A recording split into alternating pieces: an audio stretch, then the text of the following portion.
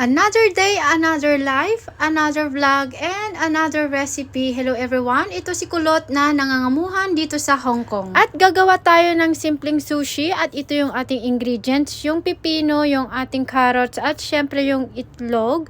At syempre yung ating rice. Bali yung gamit ko na rice ay yung Thailand rice. At yung gamit ko naman na suka ay para sa sushi talaga. Pwede naman siguro yung mga regular na suka pwedeng gamitin. Tapos naglagay din ako dito ng konting asin at saka konting asukal para mabalance yung lasa ng ating sushi. At ibubuhos nga natin yung ating seasoning na ginawa dito sa may kanin. At syempre hahaluin natin ito ng mabuti para maikalat yung seasoning na ating nilagay. Tapos, at ito pala yung ginamit ko na roasted seaweed, yung Yaki Sushi Nori. So, let's get started! So, ilalagay na natin yung kanin dito sa may roasted seaweed. Punuin lang natin ng kanin yung ating seaweed. Pero, sa tingin ko parang nadamihan ko yata ng kanin na nilagay dito.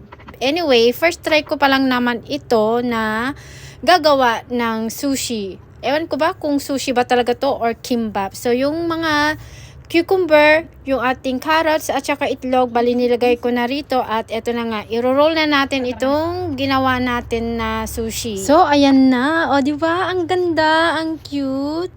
Kaya eto, hiwa-hiwain na natin ito para naman matikman itong ginawa ko na sushi. At syempre, hindi talaga mawawala ang taste test na sinasabi nila yan. First bite at syempre, humirit pa talaga ako niyan. At nakadalawang tikim nga ako nito bago ko nilagay dito sa aking plato. At eto na nga yung pangalawang ginawa ko. Yung isa kasi plain, walang mayonnaise yun. At eto naman, lalagyan natin ito ng mayonnaise. Pwede rin po natin lagyan ng fork flows, kaso nga lang wala kaming fork flows at pwede ring lagyan ng sesame seed. Katulad ng mga iba na gumagawa, nilalagyan nila ng sesame seed. Pero ang alam ko, ang original talaga na sushi ay isda talaga yung nilalagay. Katulad ng eel at saka salmon.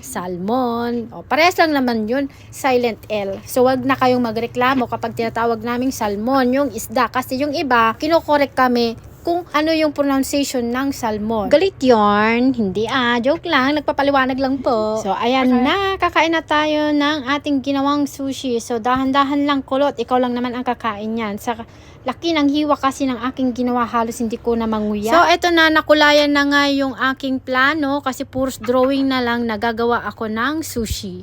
Ang sarap.